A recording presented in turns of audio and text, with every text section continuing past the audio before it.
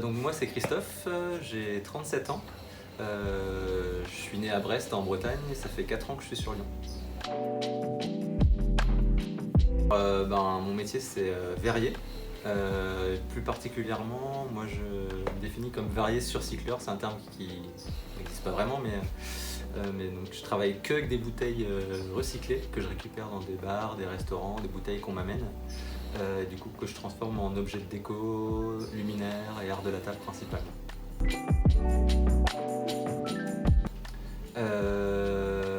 Déjà travailler le verre, c'est pas on ne voit pas beaucoup des verriers, donc je pense que c'est une force. Et puis au jour d'aujourd'hui, vu l'état de la planète donc travailler autour du recyclage, de l'upcycling, du surcyclage, c'est vraiment une force en fait. Je me rends compte que depuis 10 ans, ça parle de plus en plus aux gens. Et par exemple pour un cadeau ou autre, les gens, ça va leur parler d'offrir quelque chose qui a eu une vie avant.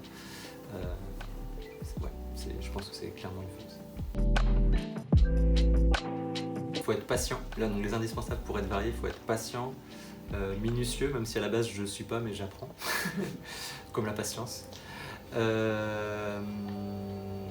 Et être créatif. Voilà.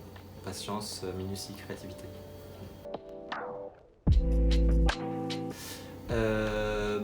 Moi ça fait 10 ans que je fais ça, et au début c'était très rudimentaire. Là j'ai plus de machines que j'ai acquéries au fil du temps, mais les verres qu'on fait à l'atelier, donc on passe par plusieurs machines, une scie, une meuleuse, une polisseuse, mais quand j'ai commencé il y avait il n'y avait même pas la scie.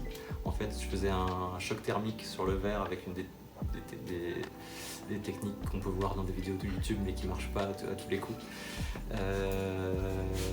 Et après c'était poli avec des éponges diamantées, donc c'était vraiment tout à la main, sans machine. Ça marchait une fois sur 10, c'était pas rentable du tout. Ce que je préfère, je crois que c'est avoir une nouvelle idée qui vient en fait. Soit ça vient comme ça quand je suis en train de marcher dans la rue, ou soit c'est en travaillant, en voyant un bout de verre, en me disant tiens ça pourrait devenir ça. Avoir des idées. Alors moi à la base j'étais pas du tout dans ce domaine, je faisais de la communication et puis j'ai pas mal voyagé à l'étranger. J'ai toujours eu cette âme un peu créative, donc je faisais plus de la peinture, du dessin, des choses comme ça.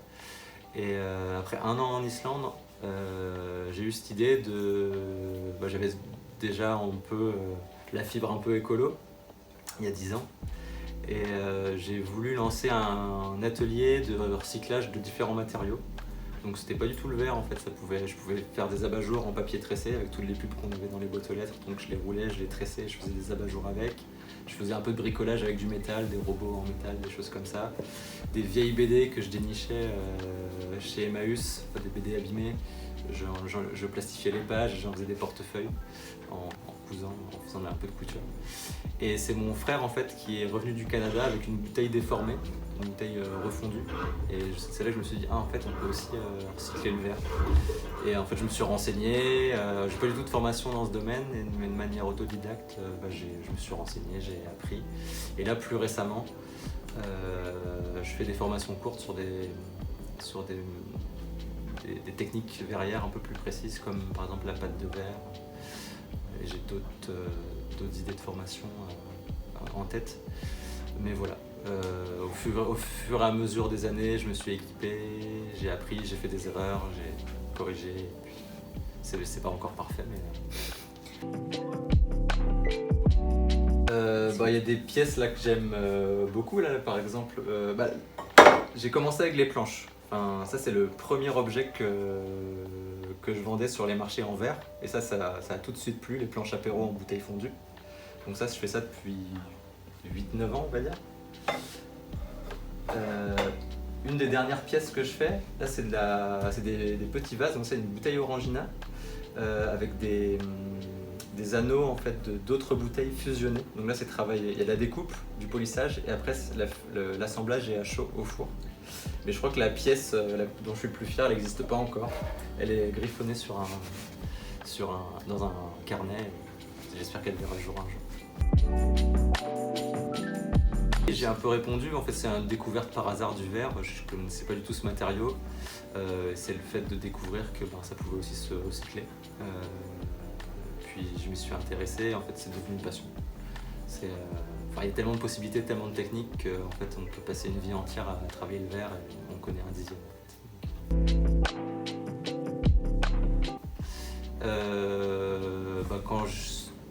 Lors de mon premier marché en Bretagne, quand j'ai vu que ça fonctionnait, que ça plaisait aux gens, je me suis dit peut-être que je pourrais en vivre en fait.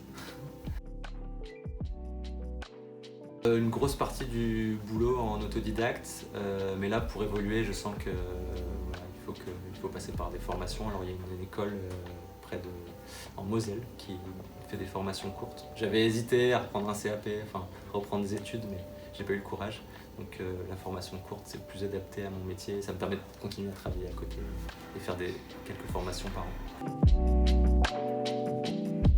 C'est vrai, des techniques très particulières, alors ça demande énormément de matériel derrière, c'est ça le problème. C'est une formation que si on n'a pas le four, si on n'a pas le...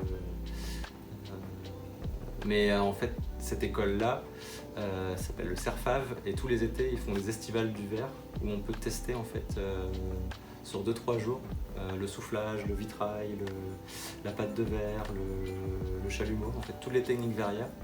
Donc pour des jeunes qui veulent se lancer, ça peut être super. Oui, c'est une fierté de travailler de ses mains, de voir que les gens en fait tu vois un peu l'œil qui pétille sur le marché, ça les surprend, ils n'ont pas l'habitude de voir ça, c'est toujours une fierté, puis surtout de voir que ça plaît, et surtout quand on recroise des gens qui ont offert en cadeau une planche, une carafe ou autre chose, et avoir le retour derrière, ça arrive assez souvent, ça fait plaisir.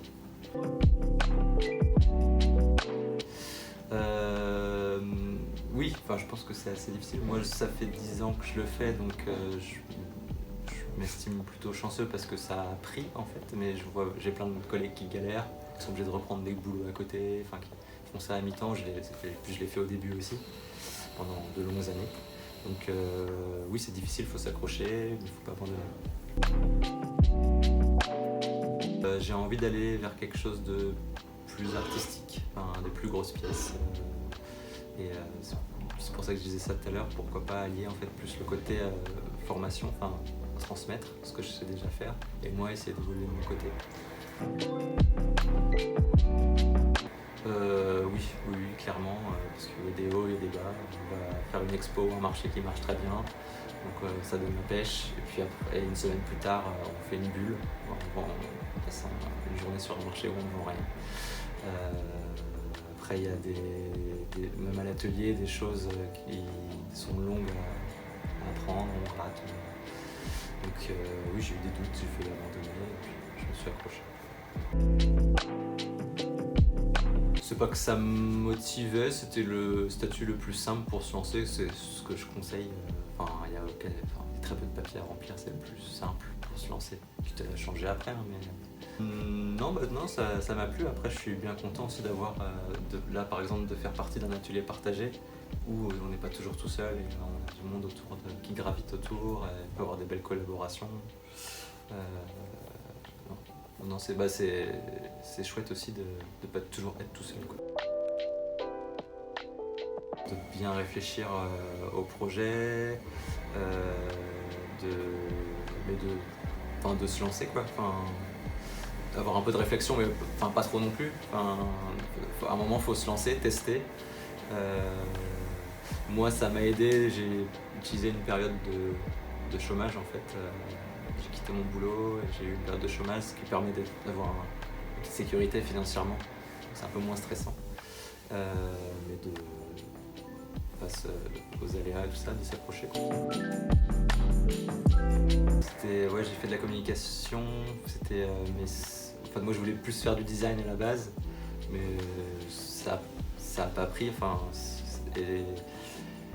et ça correspondait pas trop à mes valeurs, parce que je voyais que c'était plus tout ce qui était publicité. Ma formation c'était plus lié à tout ce qui était publicité et autres. Ça correspondait plus à mes valeurs en fait. Donc j'ai eu plusieurs expériences à l'étranger, dans l'agriculture et autres. Et de travailler de mes mains en fait, ça me plaît. Donc je suis très bien là où je suis. Non. Non, la plupart des verriers que je croise ne gagnent pas bien leur vie, je pense. Mais après, ça dépend, bien vivre, tout dépend en fait de comment on vit. En fait. Si on vit simplement, on peut très bien vivre. Après, je pense que le plus important, c'est si on a de quoi se nourrir, se loger, financer les matériaux, tout ça, on peut vivre correctement.